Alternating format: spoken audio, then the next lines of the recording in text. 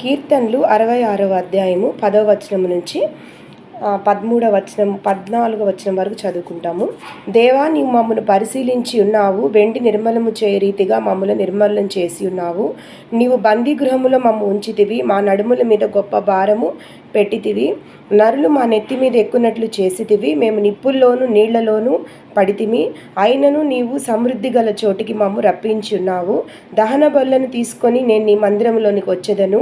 నాకు శ్రమ కలిగినప్పుడు నా పెదవులు పలికిన మ్రొక్కుబళ్లను, నా నోరు వచించిన మ్రొక్కుబళ్లను నేను నీకు చెల్లించెదను.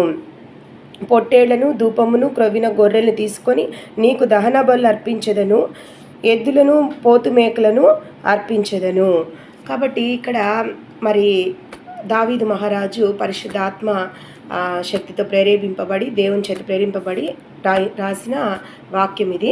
మరి ఇక్కడ ఏం రాయబడి ఉన్నదంటే, మనం చూసినప్పుడు, నరులు మా నెత్తి మీద ఎక్కునట్లు చేస్తేవి, మేము నిప్పులలోను నీళ్లలోను పడితిమి, అయినను నీవు సమృద్ధి గల చోటికి మమ్ము రప్పించి ఉన్నావు. కాబట్టి ఇక్కడ నిప్పులు, నీళ్లు అంటే మనకు ఎదురవుతున్న భయంకరమైన శ్రమలు, శోధనలు, మనకు ఎదురవుతున్న కష్టాలు, ఇబ్బందులు, మరి మనం చేయని తప్పులు కొన్నిసార్లు మనకు విధింపబడిన శిక్ష అవ్వచ్చు, లేదా మనం తీసుకున్న తప్పుడు నిర్ణయాలు, లేకపోతే మనం తీసుకున్న తొందర నిర్ణయాల వల్ల మనము ఫేస్ చేసిన సమస్యలు కావచ్చు, ఎదుర్కొన్న ప్రాబ్లమ్స్ కానీ సమస్యలు కానీ ఏదైనా కావచ్చు. అలాగే కొన్నిసార్లు మనల్ని విశ్వాస జీవితంలో బాగా అభివృద్ధి పరచాలని, మరి పాతుకొని పోయేటట్టు విశ్వాస జీవితంలో మనం ఉండాలని దేవుడు కొన్నిసార్లు మనకు శ్రమలను అనుమతిస్తాడు కూడా. అది ఏమైనా కానీ శ్రమలు అనేవి మన జీవితంలో వచ్చినప్పుడు మనకి ఎలా ఉంటుందంటే, నిప్పుల్లోను నీళ్లలోను అన్నాడు. నిప్పు ఎంత భయంకరమైంది. నిప్పులో ఒక మనిషి శరీరం పడితే ఎలా ఉంటుంది? విలవిల్లాడిపోతుంది. మనం ఏదైనా వంట చేసేటప్పుడు చిన్నది ఏదన్నా వేడి అయిన ఒక పాత్ర మన చేతిలో పట్టుకున్నప్పుడే మనం విలవిల్లాడిపోతాం. ఇంకా మన చెయ్యి కానీ ఏదన్నా మంటకు కానీ తగిలితే ఎలా ఉంటుంది? అలా కాకుండా మన శరీరం మొత్తము నిప్పుల్లో ఉందంటే ఎలా ఉంటుంది? భరించగలమా? అలాగే నీళ్ళల్లో కూడా పడిపోయామంటే ఊపిరాడదు. కాబట్టి శ్రమలు కూడా అలాగే ఉంటాయి.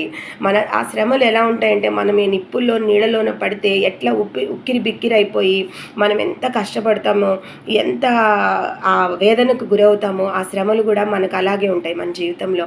కాబట్టి కానీ అవి అయినప్పటికి కూడా దేవుడు అక్కడ ఏమంటున్నాడు, పరిశుద్ధాత్మ దేవుడు ఏం మాట్లాడిస్తున్నాడు ఇక్కడ భక్తుడి చేత, అన్ని జరిగిన తర్వాత కూడా సమృద్ధి గల చోటులోనికి తీసుకొని వస్తాను. సమృద్ధి గల చోటు అంటే ఆ సమస్యలు, ఆ శ్రమలు, ఆ బాధలు, ఆ కష్టాలు, ఆ ఇబ్బందులు, ఆ అవమానాలు, నిందలు, అది ఏమైనా సరే అవన్నీ మనం పడిన తర్వాత వచ్చే దీవెనలు కానీ, తర్వాత వచ్చే ఆశీర్వాదాలు కానీ మరి ఎలా ఉంటాయంటే, సమృద్ధి గల చోటికి. సమృద్ధి అంటే ఏంది? అన్ని సమపాల్లో ఉండడం, ఇంకెక్కడ ఏ కొరత కానీ ఏది ఉండదు, సమృద్ధిగా ఉంటుందన్నమాట మనకు అన్ని. అటువంటి ఆశీర్వాదాలు ఉన్న చోటికి దేవుడు తీసుకొని వస్తాడు. ఇక్కడ మళ్ళీ ఇంకొంచెం పైన కానీ చూసినప్పుడు 10వ వచనములో, దేవా, నీవు మమ్మను పరిశీలించి ఉన్నావు, వెండిని నిర్మలము చేయ రీతిగా మమ్ము నిర్మలను చేసి ఉన్నావు. కాబట్టి మన జీవితాన్ని అంటే మనల్ని దేంతో, ఒక విశ్వాసిని ఇక్కడ దేంతో పోల్చబడిందంటే వెండితో అన్నమాట. వెండి కానీ బంగారు కానీ ఏది కానీ ముందు లోహం రూపంలో ఉన్నప్పుడు అవి ఎలా ఉంటాయి? వాటిలో మట్టి, మురికి, అన్నీ అపవిత్రమైనవి, మరి ఇతర ఖనిజాలు కానీ అన్నీ కలిసిపోయి ఉంటాయి అన్నమాట. మనం వెండిని కానీ ఏదైనా తీసుకోవాలనుకున్నప్పుడు వెంటనే లోహంలో వెండిని తీసుకొని మనం తయారు చేసుకోలేం బంగారు ఆభరణాలు. కంసాలు ఏం చేస్తాడు? వెండి కానీ అది బంగారు కానీ ఏదైనా కూడా ముందు శుద్ధి చేస్తాడు. ఎలా శుద్ధి చేస్తాడు? అగ్నిలో వేసి కాలుస్తాడు అనమాట. ఆ అగ్నిలో వేసేటప్పుడు కూడా చాలా జాగ్రత్తగా, చాలా చాకచత్యంగా దాన్ని చేస్తాడు.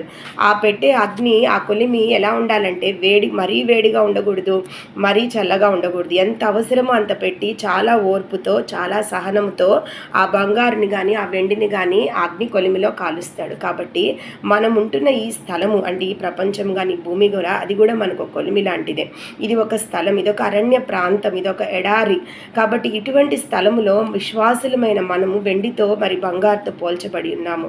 కాబట్టి ఇటువంటి స్థలములో మనము కొలిమిలో వేయబడినట్టు చక్కగా పరీక్షించబడి, పరిశోధించబడి, పరిశీలించబడి, ఆ కంసాలు ఏ విధంగా అయితే ఆ వెండిని కానీ ఆ బంగారుని కానీ ఏ విధంగా కాల్చి శుద్ధి చేస్తాడో, దేవుడు కూడా ఓర్పుతో, సహనముతో శ్రమల కాలంలో మరలా మనం ఎక్కువ సహించలేమని కూడా, మనకు ఎక్కువ కష్టం కూడా కలగకుండా ఎంతవరకు అవసరమో అంతవరకు మనల్ని ఆ శ్రమల కాలంలో దేవుడు ఎంత చక్కగా ఆ శ్రమల కాలాన్ని దేవుడు వినియోగించుకుంటాడంటే, మనకేమో ఇక్కడ శ్రమ, శోధన, వేదన, బాధ అని మనకు చాలా కష్టంగా అనిపిస్తుంది. కానీ దేవుని ప్రణాళిక ఆ సమయంలోనే ఆయన మన పట్ల జరిగించుకుంటాడు. ఆ శ్రమల కాలంలో, ఆ శోధన కాలంలో మన చక్కగా ఒక మంచి రూపులోకి, ఆయన స్వారూప్యంలోకి, పరిపూర్ణతలోకి మనం తీసుకొని వస్తాడనమాట. మరి మన పట్ల ఏమేమి ఉద్దేశాలు ఉన్నాయో, ఏమేమి ఆలోచనలు ఉన్నాయో ఆ సమయంలో ఆయన చక్కగా మనలో దాన్ని ప్రతిబింబింపజేసి చూసుకోవాలని మనల్ని ఒక మంచి రూపంలోకి ఆయన మారుస్తాడు. ఆయన ఉద్దేశాలన్నీ నెరవేర్చుకుంటాడు ఆ సమయంలో. మరి ఆ సమయంలో ఆయన అనుకున్నది, ఒక వ్యక్తి పట్ల ఏమేమి చేయాలని అనుకున్నాడు అవన్నీ జరిగిన తర్వాత ఇంకా ఆ శ్రమను మన జీవితంలో ఇంకా అనుమతించడు. ఆ తర్వాత ఆయన దీవెనలు, ఆయన ఉద్దేశాలు, ఆయన ఆశీర్వాదాలు కుమ్మరిస్తాడు. కాబట్టి ఎంత అవసరమో అంతవరకే దేవుడు ఆ శ్రమ అయినా, శోధన మన జీవితంలో అనుమతిస్తాడనమాట. యోబు కూడా అలాగే జరిగింది. సాతానికి కొంతవరకే దేవుడు అధికారం ఇచ్చాడు. మరి తన జీవిత పర్యంతము దేవుడు సాతానికి యోబు మీద అధికారం ఇలా కొంతకాలం వరకు అధికారం ఇచ్చాడు. మరి ఆ సమయంలో దేవుడు యోబుని పరీక్షించాడు. మరి సాతాను సిగ్గుపరచబడ్డాడు. ఆ తర్వాత యోబుకి రెండింతల ఆశీర్వాదాలు దేవుడు ఇచ్చాడు. దావీదు కానీ, మరి యోసేపు కానీ, ఎంతోమంది భక్తులు, మోషే కానీ, ఎంతమందిని మనం చూసుకున్న శ్రమల కాలం జీవితాంతం ఉండలేదు, కొంతకాలమే ఉండింది. తర్వాత ఆ శ్రమల కాలంలో వాళ్ళు పరీక్షింపబడిన తర్వాత ఆ తర్వాత వాళ్ళకి వాగ్దాన దేశాల్లోకి నడిపించాడు. యోసేపునైతే ఒక పెద్ద రాజ్యానికి అధికారిగా నిలబెట్టాడు. దావీదు ఎక్కడికి వెళ్ళినా కూడా తను ఏ పని చేపట్టినా ఆయనకి విజయాన్నే ఇచ్చాడు. ఒక యుద్ధానికి పోయినా, దేనికి పోయినా ఓడిపోవడం కానీ ఏమీ లేదు. ప్రతి దాంట్లో దావీదుకు శత్రువు మీద విజయాన్నే ఇచ్చాడు. మోషేను ఒక మంచి నాయకుడిగా ముందుకు నడిపించాడు. మరి చరిత్ర నిలబడిపోయేటట్టు ఆయన పేరును చరిత్ర నిలబడిపోయింది మోషే. ఆ విధంగా దేవుడు చేశాడు. అలా ఎంతోమంది భక్తులు, కొత్త నిబంధన చూసుకున్న అపోస్తలులైన పౌలు కానీ, మరి ఆయన శిష్యులు కానీ అందరినీ ఒక హతసాక్షులుగా వాళ్ళు నిలబడినా కూడా వాళ్ళ వ్యక్తిగత జీవితంలో దేవునికి ఒక సాక్షార్థంగా వాళ్ళు నిలబడిపోయారు. మరి వాళ్ళ ద్వారా ఈరోజు మనం ఎన్నో పాఠాలు నేర్చుకుంటున్నాము. మరి తన సంఘాన్ని వాళ్ళ ద్వారా నిర్మించుకున్నాడు. కాబట్టి అనేక శ్రమల కాలంలో, అనేక బాధల్లో తన భక్తుల్ని దేవుడు తన స్వారూప్యంలోకి మార్చుకుంటాడు. వెండి కూడా ఎలా చేస్తాడు కంసాలి, బాగా వెండిని చక్కగా అగ్నిలో కాల్చిన తర్వాత తీయడము, మళ్ళీ నీడలో వేయడము, దాన్ని శుద్ధి చేయడము, మళ్ళీ తీయడం, అగ్నిలో కాల్చడం, మళ్ళీ శుద్ధి చేయడం అగ్నిలో, ఇలా ఎన్నోసార్లు చేసిన తర్వాత ఆ వెండిలో కానీ, ఆ బంగారులో కానీ ఆ మెరుపు అనేది బయటకు వస్తుంది. కాబట్టి మనల్ని కూడా అనేకసార్లు ఆ శ్రమల కాలంలో క్రమశిక్షణలో మనల్ని పెడతాడు దేవుడు. మనలో ఏదేదైతే మలినం ఉందో, శారీరక సంబంధమైన శరీర ఆలోచనలు కానీ, పాపపు క్రియలు కానీ, పాపపు ఆలోచనలు కానీ, దేవునికి ఇష్టం లేని ప్రతి ఆయాసకరమైన మార్గమును మనలో నుంచి పూర్తిగా తీసివేసి క్రమశిక్షణలోకి తీసుకొని వస్తాడు. మనం ఒకసారి ఇక్కడ చూసినప్పుడు 1 కొరింథీయులకు రాసిన పత్రిక 10వ అధ్యాయంలో మనం 13వ వచనంలో చూసినప్పుడు, సాధారణముగా మనుషులకు కలుగు శోధన తప్ప మరి ఏదీ మీకు సంభవింపలేదు. దేవుడు నమ్మదగిన వాడు, మీరు సహింపగలిగినంత కంటే ఎక్కువగా ఆయన మిమ్మల్ని శోధింపనీయడు. అంతేకాదు, సహింపగలుగుటకు ఆయన శోధనతో కూడా తప్పించుకునే మార్గము కలుగుజేయును. కాబట్టి ఇక్కడ దేవుడు ఏమంటున్నాడంటే, పరిశుద్ధాత్మ దేవుడు ఆయన భక్తుల ద్వారా మాట్లాడింపజేశాడు. కాబట్టి మనకి ఎంతైతే అవసరమో అంతవరకే శోధనని దేవుడు అనుమతిస్తాడు.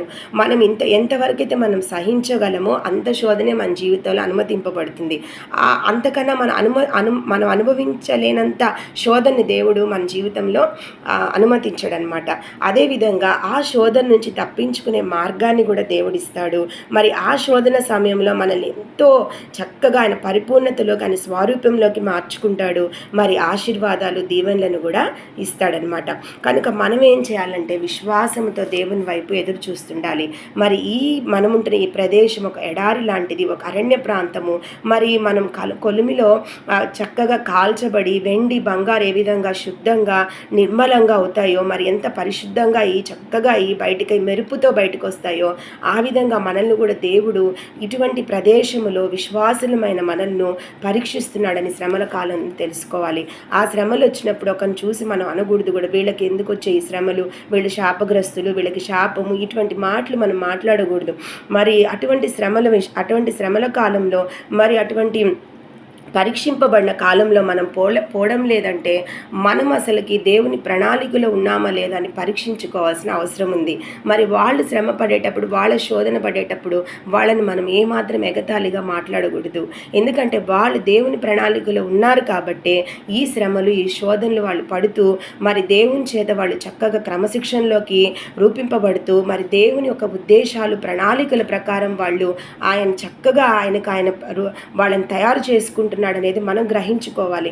మరి ఆయన నిత్య జీవమునకు మరి వారసులవుటకు, మరి ఆయన ఇచ్చే జీవ కిరీటాన్ని పొందుకొనుటకు ఆయన ఇక్కడే భూమి మీద ఉండగానే ఆయన బిడలను, ఆయన ఏర్పరచుకున్న భక్తులను, విశ్వాసులను, ఆయన పిల్లలను ఆయన తర్ఫీదు చేసుకుంటున్నాడని మనం గ్రహించుకోవాలి. అంతేగాని వాళ్ళకి శ్రమలు వచ్చే, వాళ్ళు శాపగ్రస్తులు, వాళ్ళకి శిక్ష వచ్చింది, మాకు రాలేదు, మేము చాలా నీతిమంతులు అని అనుకోవడానికి లేదు. కనుక మనకు ఏ శిక్ష రావడం లేదు, ఏ శ్రమ రావడం లేదు. ఒక పరీక్ష అనేది మన జీవితంలో రాకుండా మనం ఉన్నామంటే అసలు దేవుని ప్రణాళికలో మనం ఉన్నామా లేదా అని అనుకోవాలి. లేదు, మాకు ఆ శ్రమలు, ఆ శిక్షలు, ఆ శోధనలు మాకేమీ వద్దు, మేము ఇలాగే ముందుకు వెళ్తాం అనుకుంటే దేవుడిచ్చే ఆ పరిశుద్ధ జీవితము, మరి మనలో దేవుడు చేసే ఆ మార్పులు, ఆ రూపాంతరము, మరి ఆయన స్వారూప్యంలోకి మార్చుకునేది, ఆయన పరిపూర్ణతకి మనల్ని మార్చుకునేది అనేది మన జీవితంలో జరగదు. కాబట్టి ఆ విషయంలో మనం చాలా జాగ్రత్తగా ఉండాలి. అలాగే చూసుకున్నప్పుడు మరి దేవుడు ఇంకో దగ్గర కూడా మనకి హెబ్రీలకు రాసిన పత్రికలో కూడా ఇంకా అనేక స్థలాల్లో దేవుడు రాస్తున్నారనమాట.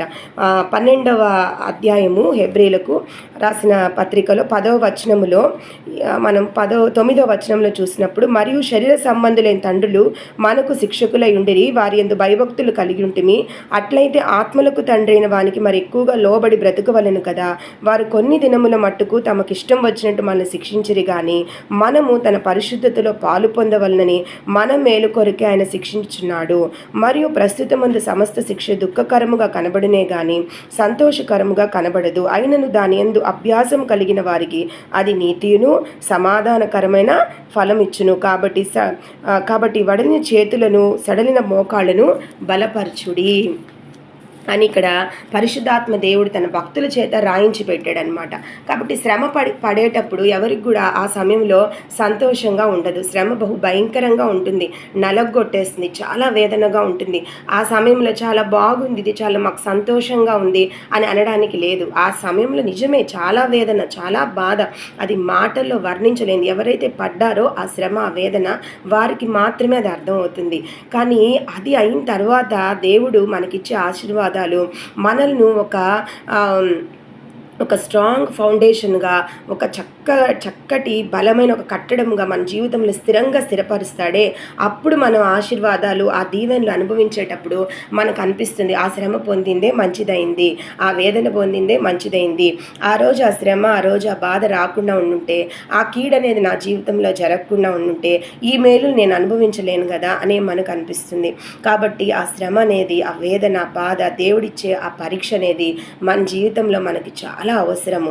అదనేది లేకపోతే మన దేవుడి యొక్క పరిపూర్ణతలోకి మనం రూపింపబడలేము, ఆయన స్వరూపంలోకి మార్చబడలేము. మరి ఆ శ్రమ జరిగేటప్పుడు మనకు విశ్వాసం కూడా ఇంకా ఎక్కువ అయిపోతుంది, నిరీక్షణ ఎక్కువ అవుతుంది. మరి ఆ ఫెయిత్ లెవెల్స్ అనేది మనలో ఎక్కువగా ఇంక్రీజ్ అయిపోతాయి. మరి ఎటువంటి శ్రమ, ఎటువంటి బాధ వచ్చినా కూడా yes we are ready to face the problem అని అంటాము. అంటే మనకి చాలా ధైర్యం వచ్చేస్తుంది, దేవుని అందులో విశ్వాసం వచ్చేస్తుంది. ఆయన ఇచ్చిన వాక్యము మనం చదివి మనకు దాని మీద ఎక్కువ నమ్మకం కూడా ఏర్పడుతుంది. ఇంకా మనం దేవునికి దగ్గర అయిపోతాం అన్నమాట. కాబట్టి అటువంటి పరిస్థితుల్లో మనకి ఎలా ఉంటుందంటే నిప్పుల్లోనూ నీళ్లలోనూ పడినట్టు ఉంటుంది. అయినప్పటికీ సర్వ సమృద్ధి గల చోటులోనికి దేవుడు మనల్ని తీసుకొని వస్తాడు. ఆ శ్రమలు, ఆ బాధలు, ఆ కష్టాలు మన జీవితంలో అంతం కాదు. వాటితోనే మన జీవితం అంతమైపోదు. అక్కడితో మన లైఫ్ అనేది ఎండ్ అవ్వదు. తర్వాత మనకు వచ్చిన ఆశీర్వాదాలు, దీవెనలు చాలా ఉన్నతమైనవి దేవుని దృష్టిలో. ఆయన ప్రణాళిక కూడా మన పట్ల నెరవేరుస్తాడు.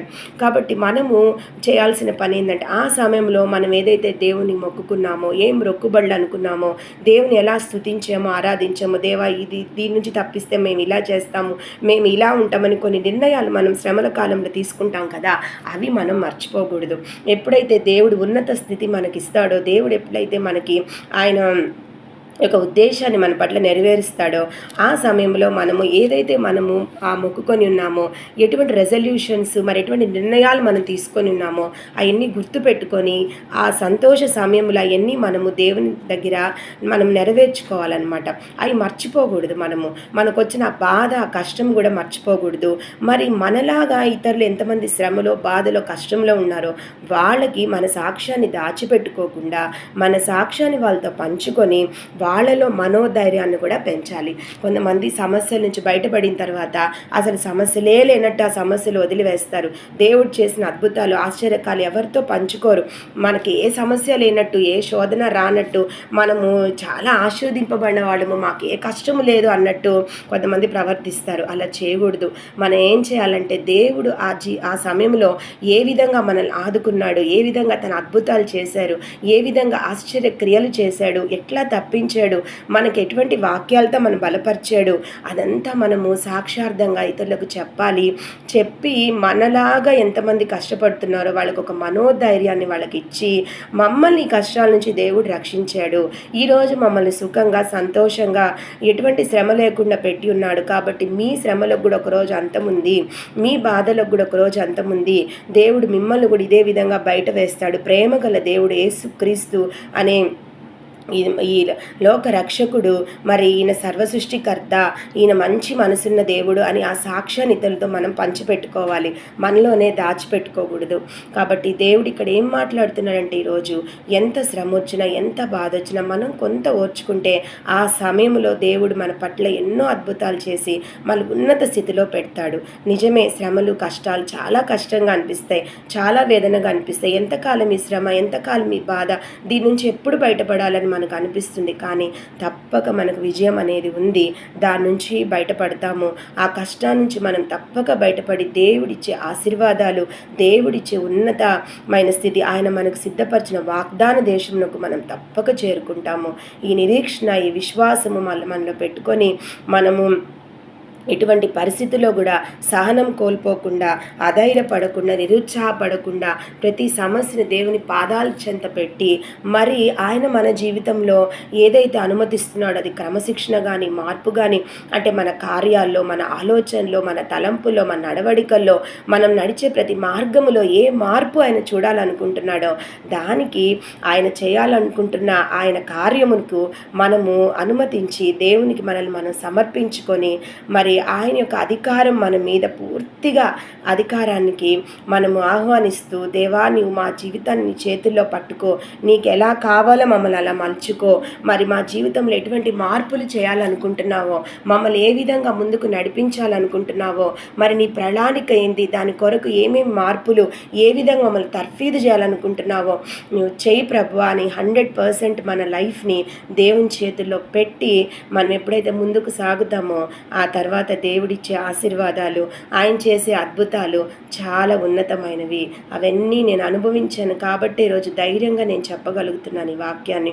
కాబట్టి ఈ శ్రమ, ఈ శోధనలు ఎక్కువ కాలం ఉండవు కనుక మనము ధైర్యంతో దేవునికి మనం సమర్పించుకొని ఆయన వాక్యాన్ని గట్టిగా పట్టుకొని, ఆయన ఇచ్చిన వాగ్దానాలను గట్టిగా పట్టుకొని ముందుకు వెళ్ళాల్సిన అవసరము మన పట్ల ఎంతైనా ఉంది. Praise the lord.